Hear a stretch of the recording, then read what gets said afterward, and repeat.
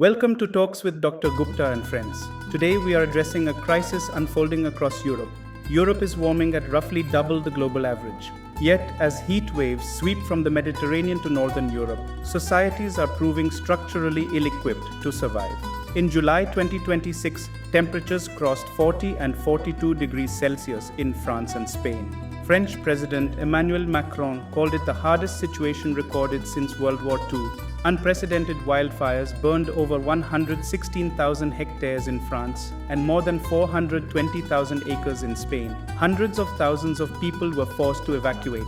Firefighters faced rare, terrifying pyrocumulonimbus fire clouds. These massive thunderstorms produced unpredictable winds and lightning, multiplying blazes faster than teams could react.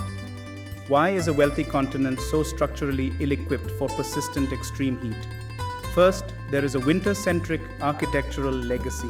Up to 75% of European homes were built before modern climate standards. These buildings feature dense brick, thick masonry, and large glass surfaces designed to capture scarce winter sunlight. In intense summer heat, these buildings act like thermal ovens, trapping scorching air inside and turning apartments into nighttime heat traps.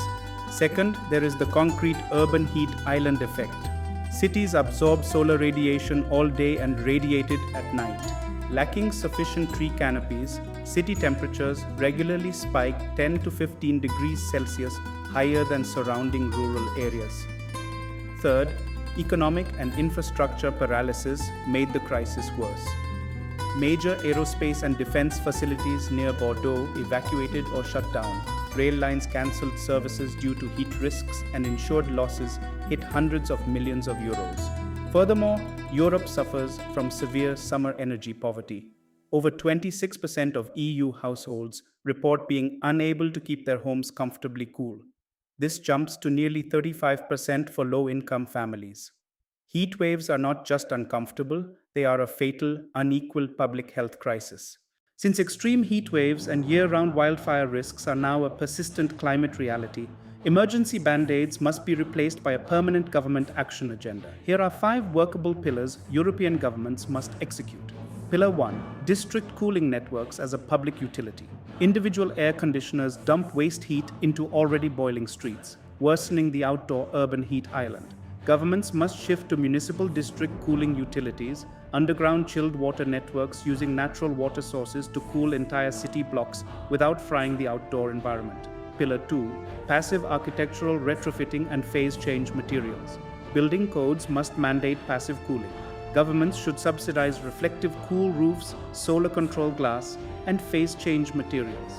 PCMs act like invisible ice packs inside drywall, melting during peak afternoon heat to absorb energy passively, and solidifying at night to flatten indoor temperatures without using electricity or toxic chemical refrigerants. Pillar 3.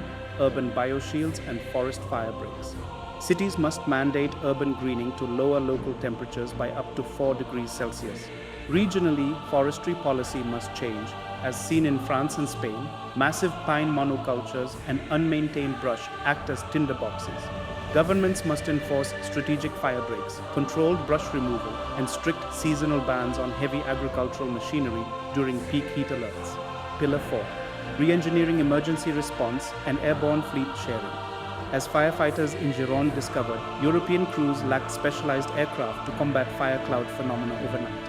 Additionally, extreme heat across northern Europe means firefighters from colder regions can no longer be deployed south because their own territories face simultaneous fire risks. The EU must build a permanent, dedicated fleet of night-capable aerial firefighting assets and standardized regional emergency units. Pillar 5. Statutory occupational heat safety and climate shelters. Governments must enact legally binding maximum temperature thresholds for outdoor labor, including construction, logistics, and agriculture, enforcing mandatory rest cycles during peak hours.